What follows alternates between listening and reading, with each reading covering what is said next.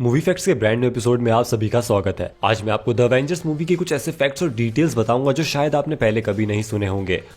और अब से मैं मूवी फैक्ट्स के एपिसोड में आपको डिटेल्स भी बताया करूंगा, तो इसे आप बोनस कंटेंट मान सकते हो। तो अगर आप चैनल पर पहली बार आए हो तो चैनल को सब्सक्राइब कर दो और बिना किसी देरी के हीरोगिरी शुरू करते हैं।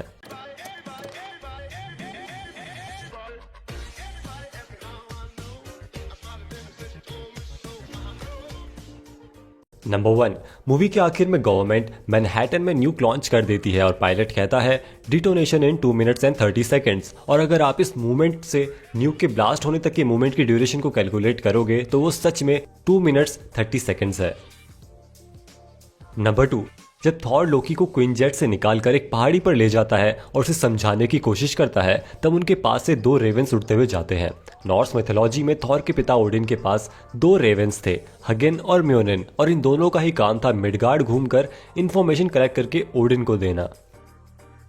नंबर 3, इस फेमस सीन को फिल्म करने के लिए लोकी के पैरों को रस्सी से बांध दिया गया था और टॉम हिडलस्टन अच्छे से जानते थे कि इस रस्सी को खींचा जाएगा और वो गिर जाएंगे, लेकिन उन्हें ये बिल्कुल नहीं पता था कि इस रस्सी को कब खींचेंगे, और इसी वजह से उनका गिरना काफी नेचुरल लग रहा था क्योंकि वो तो अपने डायलॉग्स पर ध्यान दे रहे थे। नंबर 4, वैसे तो हॉकाई जैसा एम रियल लाइफ में होना काफी मुश्किल है, लेकिन जेरेमी रेनर को आर्चरी सिखाने के लिए ओलंपिक आर्चर्स को बुलाया गया था ताकि वो बेसिक रूल्स को फॉलो कर सके सीन्स शूट करते वक्त। नंबर 5, इस मूवी की ओरिजिनल ड्यूरेशन 3 आवर्स की थी, लेकिन ऑलमोस्ट 30 मिनट्स के सीन्स को डिलीट कर दिया गया था। ये 30 मिनट्स के सीन्स कैप्टन अमेरिका से रिलेटेड थे, जहां वो इस नए टाइम में एडजस्ट होने की कोशिश करते हैं। वैसे इन 30 मिनट्स के डिलीटेड सीन्स को captain America the winter soldier में इंक्लूड किया गया है। नंबर 6, इस सीन में जिस जर्मन पुलिस कार को लोकी अटैक करता है, ये सीन इस तरह से प्लान नहीं किया गया था। ये एक रियल एक्सीडेंट था। इस कार का स्किड होना प्लान्ड नहीं था, पर कुछ टेक्निकल मिस्टेक्स की वजह से फ्लिप होने के बजाय ये कार स्किड होने लगी। नंबर 7, जॉश वेडन ने हॉकाई के लिए अलग ही प्लान्स बना रखे थे। उन्होंने हॉकाई को बैक स्टोरी दी थी, उसके ओरिजिन के बारे में बताया था। उनके अकॉर्डिंग हॉकाई एक सर्कस परफॉर्मर था जिसे सुपर विलेंस ने ट्रेन किया था एवेंजर्स से लड़ने के लिए, लेकिन ये सब वो मूवी में नहीं दिखा पाए। और आयरन मैन 2 में भी हॉकाई का रोल होने वाला था, शील्ड के एजेंट के रूप में, वो भी ब्लैक विडो के साथ। नंबर 8, एजेंट कुल्सन के मरने के बाद निक फ्यूरी कैप्टन अमेरिका को उसके कुछ कलेक्टेड कार्ड्स देते हैं जो कुल्सन कभी कैप्टन से साइन नहीं करवा पाया। इस कार्ड्स में से एक कार्ड उस कॉमिक बुक कवर की एग्जैक्ट कॉपी है जिसमें कैप्टन अमेरिका एडोल्फ हिटलर को पंच करते हैं। इस कॉमिक का नाम है कैप्टन अमेरिका 1941 इशू 1। अगर आपने अभी तक मेरे गेमिंग लाइव स्ट्रीमिंग चैनल को सब्सक्राइब नहीं किया है तो सब्सक्राइब कर लेना, लिंक डिस्क्रिप्शन में दिया हुआ है, वहां मैं जल्दी लाइव स्ट्रीमिंग शुरू करने वाला हूं। नंबर 9, इस सीन में जब ये सब डिस्कस कर रहे होते हैं कि लोकी का प्लान क्या हो सकता है और उसे कैसे काउंटर किया जाए, तब ब्रूस लोकी के लिए कहता है कि you can smell crazy on him. ये एक मुहावरा है जिसका मतलब है कि लोकी इतना क्रेजी है कि तुम उसकी क्रेजीनेस को सूंघ सकते हो। वैसे ये मुहावरा हल्क वर्सेस लोकी का एक रेफरेंस था, जहां लोकी खुद के मल्टीपल वर्जन्स बनाने वाला था हल्क से लड़ने के लिए, और असली लोकी कौन सा है ये हल्क को स्मेल करके पता करना पड़ता। पर ये सीन इंक्लूड नहीं किया गया और ये रेफरेंस धरा का धरा रह गया। नंबर 10, जब नताशा और ब्रूस इस जगह पर गिरते हैं तो ब्रूस ट्रिगर हो जाता है, और आप जानते ही हो कि ट्रिगर होने के बाद वो हल्क में ट्रांसफॉर्म होना शुरू हो जाता है। और जब ऐसा हुआ तब फ्लोर पर लिखा होता है वार्निंग कंटेंट अंडर प्रेशर, और इस वक्त सच में ब्रूस प्रेशर में होता है, तो ये वार्निंग यहाँ पर इंटेंशनली प्लेस करी गई थी। नंबर 11, अवेंजर्स की स्क्रिप्ट लिखते वक्त जॉश वेडन चाहते थे कि मूवी में एक ऐसा विलन भी होना चाहिए जो लोकी से भी ऊपर हो और लोकी को कंट्रोल कर रहा हो, और तब उन्होंने मार्वल को सजेस्ट किया थैनोस को इंक्लूड करने के लिए, और ये मार्वल को पसंद आया। फिर उन्होंने थैनोस को गार्डियंस ऑफ द गैलेक्सी में इंक्लूड किया, एज ऑफ अल्ट्रॉन में भी, और देखते ही देखते वो पूरे एमसीयू का मेन विलन बन गया इन्फिनिटी वॉर में, और इसका क्रेडिट जाता है जॉश वेडन को। नंबर 12, इस सीन में ब्रूस बैनर कहता है कि वो आखिरी बार जब न्यूयॉर्क आया था तब उसने हार्लेम तहस नहस कर दिया था। यहाँ वो उस समय की बात कर रहा है जब उसकी लड़ाई एबॉमिनेशन से हुई थी 2008 में आई द इनक्रेडिबल हल्क में। नंबर 13, मूवी में जहां स्टार्क टावर है वहां असल में न्यूयॉर्क में मेटलाइफ इंश्योरेंस कंपनी का हेड ऑफिस है, और पेपर पॉट्स इस सीन में जो 3D मॉडल देख रही है स्टार्क टावर का, उसमें जो बिल्डिंग का नीचे का हिस्सा है वो बिल्कुल मेटलाइफ की बिल्डिंग जैसा है और बाकी के फ्लोर्स को रीडिजाइन किया गया है।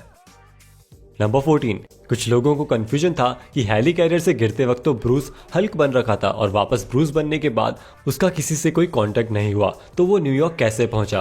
तो इस सीन में हॉकाई के अटैक करने के सिर्फ 2 सेकंड पहले उसकी कंप्यूटर स्क्रीन पर टेज़रेक्ट की लोकेशन आती है और इसी वजह से ब्रूस को पता था कि बैटल न्यूयॉर्क में एग्जैक्टली कहां होने वाली है। नंबर 15, मूवी के एंड में जब लोकी वापस होश में आता है तब अगर थॉर को देखोगे तो उसकी राइट आई के ऊपर उसका एक बाल होता है। अब ये कोइंसिडेंस भी हो सकता है या फिर इंटेंशनली वैसा किया गया होगा। शायद ये एक हिंट था कि थॉर अपनी थर्ड मूवी यानी कि रैग्नारॉक में अपनी आंख खो देगा और उसे अपने असली पावर्स के बारे में पता चलेगा। पावर्स का पता चलेगा ऐसा इसलिए कहा मैंने क्योंकि यहाँ थॉर का ये बाल लाइटनिंग बोल्ट के शेप जैसा लग रहा है। नंबर 16, इस मूवी का ये सीन बहुत ही एपिक था जब टोनी स्टार्क शील्ड के इस एम्प्लॉय को गैलेगा खेलते हुए पकड़ लेते हैं। ये सीन इम्प्रोवाइज था, ऐसा कुछ भी प्लान नहीं किया गया था, लेकिन जॉश वेडन को रॉबर्ट डॉनी जूनियर का ये फनी डायलॉग अच्छा लगा और उन्होंने बाद में गैलेगा खेलने वाला सीन शूट किया था। नंबर 17, इम्प्रोवाइजेशन की बात चल रही है तो रॉबर्ट डॉनी जूनियर के इस किस्से की बात कर लेते हैं। रॉबर्ट डॉनी जूनियर सेट पर अलग अलग जगह पर स्नैक्स छुपा देते थे और सीन्स के दौरान खाते रहते थे और उन्होंने एक सीन के दौरान कैप्टन अमेरिका को ब्लूबेरीज भी ऑफर करी जिसके बारे में क्रिस इवेंस को नहीं पता था कि ऐसा होने वाला है। ये काफी नेचुरल लग रहा था इसलिए सीन को इंक्लूड कर लिया गया। नंबर 18, जब निक फ्यूरी सभी लोगों को एजेंट कुल्सन की डेथ के बारे में बताते हैं उस वक्त टोनी स्टार्क का आर्क रिएक्टर ग्लो नहीं करता। वैसे तो इसके बारे में शायद कोई ऑफिशियल कंफर्मेशन नहीं है, लेकिन कुछ फैन थ्योरीज के अकॉर्डिंग यहाँ ये बताया जा रहा है कि टोनी का हार्ट भी उसके दोस्त की तरह थम चुका है क्योंकि बाकी सभी सीन्स में आर्क रिएक्टर ग्लो कर रहा था। नंबर 19, ये इंसान जो ब्रूस बैनर को अर्थ पर सबसे पहले मिलता है इनका नाम है हैरी डीन स्टैंटन और ये ब्रूस से कहते हैं आर यू एन एलियन। अब फैक्ट ये है कि हैरी डीन जाने जाते हैं एलियन मूवी में ब्रैट के रोल के लिए। एलियन मूवी रिलीज हुई थी 1979 में। नंबर 20, पोस्ट क्रेडिट सीन से जस्ट पहले स्टार्क टावर में पेपर पॉट्स टोनी स्टार्क को स्टार्क टावर का नया डिजाइन दिखाती है क्योंकि बैटल के दौरान स्टार्क टावर काफी डैमेज हो जाता है। इस डिजाइन में हम देख सकते हैं कि क्विंजर टावर के बीचों बीच रखा गया है, तो ये एक हिंट था कि आने वाले टाइम में स्टार्क टावर को एवेंजर्स का हेडक्वार्टर बनाया जाएगा और ऐसा कॉमिक्स में भी हुआ था। तो यार आज की इस वीडियो में बस इतना ही। अगर आपको वीडियो अच्छी लगी हो तो वीडियो को लाइक करना, इसे अपने दोस्तों के साथ शेयर करना और हाँ, चैनल को सब्सक्राइब के बिना कोई नहीं जाएगा। मिलते हैं अगली वीडियो में। Take your guy when she come to town, yeah. You got a lot to say when I'm not around. Is that all you gotta talk about? Spank a pole if you feel loud. Drip, drip, diamonds always hit, bitch.